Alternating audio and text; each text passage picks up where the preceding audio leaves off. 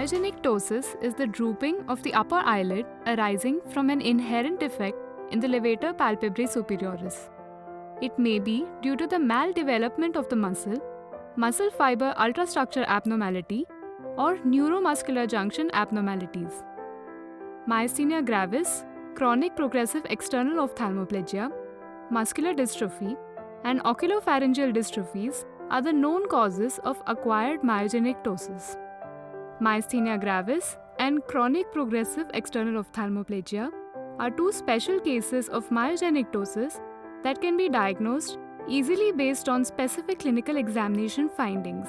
Myasthenia gravis is an autoimmune neuromuscular junction disorder that results from antibodies against nicotinic acetylcholine receptors. It is characterized by variable, progressive ptosis aggravated by exertion and improved with rest. It may be accompanied by a similar weakness of oropharyngeal, respiratory, and other skeletal muscles. Ocular symptoms may be the first manifestation of systemic myasthenia gravis in about 50% of patients. About 50 to 60% of these patients eventually go on to develop systemic symptoms. While examining a patient of myasthenia gravis, note the palpebral fissure height and marginal reflex distance. These tend to vary at different points in time during measurement. The levator action of two eyes also tends to vary with time. The levator undergoes fatigue on continuous stimulation, leading to worsening of ptosis. This is demonstrable in the following tests. In Simpson's test, upon prolonged upgaze, there is gradually progressive ptosis. Repetitive closure of the eyelids also causes levator fatigue, leading to worsening of ptosis.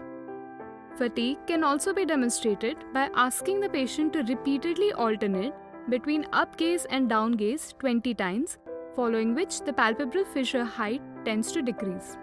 Gorlick et al. Described a phenomenon of enhancement of ptosis in patients with myasthenia gravis who appear to have either unilateral or symmetric bilateral ptosis.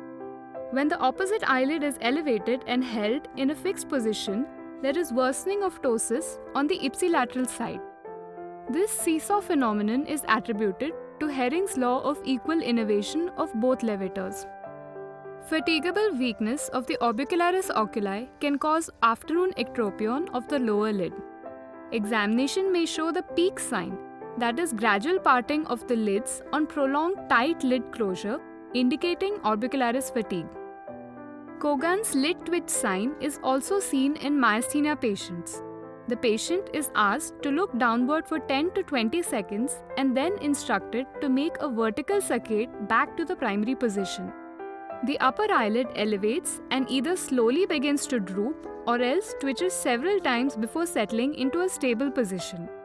This is caused by the rapid recovery and easy fatigability of myasthenic muscle.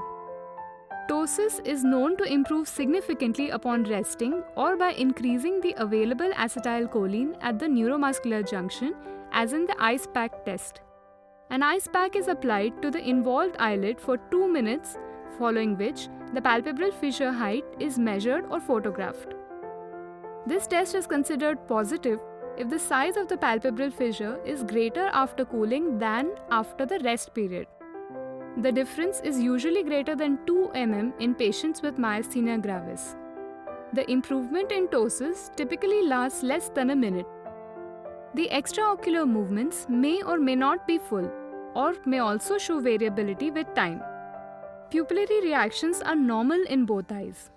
Demonstration of improvement in ptosis with injection of neostigmine is confirmatory. In this test, adults are given 0.5 to 1.5 mg of neostigmine with 0.6 mg of atropine intravenously.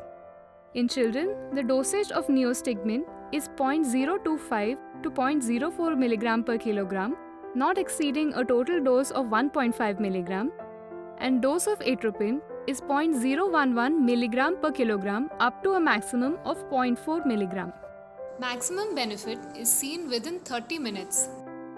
Other diagnostic tests, such as more than 20% decremental response on electromyography, repetitive nerve stimulation test, Demonstration of acetylcholine receptor antibody in serum helps confirm the diagnosis. Treatment mainly consists of acetylcholinesterase inhibitors and immunosuppression. Chronic progressive external ophthalmoplegia is a group of disorders in which there is gradual onset of ptosis and symmetrical limitation of eye movements with relative preservation of the pupillary and ciliary muscle function. Affected patients present with limitation of eye movements, bilateral ptosis, and orbicularis weakness. It is associated with mitochondrial DNA mutations and histological staining of muscle biopsy showing characteristic ragged red fibers.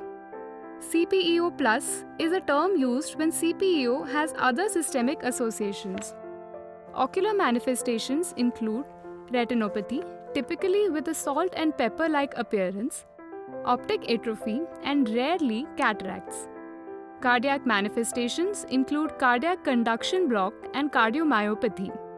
Nervous system manifestations include epilepsy, cerebellar ataxia, dementia, or peripheral nervous system dysfunction. Endocrine involvement includes diabetes mellitus, hypothyroidism, hypoparathyroidism, and hypogonadism. Sensory neural hearing loss and gastrointestinal involvement are also possible.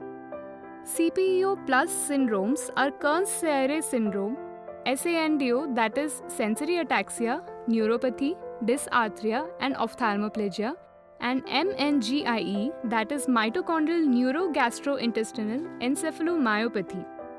Clinically, demonstration of symmetric bilateral ptosis with a compensatory frontalis overaction and chin elevation is typical. It is seen to progress on subsequent visits. The ptosis does not worsen with fatigue or improve with eyes test or rest. Patients with CPEO use their frontalis muscles to lift their eyelids and show compensatory chin elevation. Together with ptosis, this is called the Hutchinson's triad.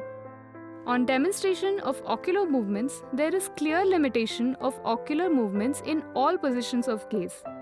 The Bell's phenomenon, which is an ocular protective mechanism, is characteristically poor. Orbicularis weakness is clearly demonstrable on squeezing the eyes shut and attempting to open it externally. Pupillary reaction and accommodation response are normal in these patients. Posterior segment shows pigmentary retinopathy that tends to involve the posterior pole but is not associated with night blindness. Facial myopathica or facial muscle weakness is also demonstrable in some patients.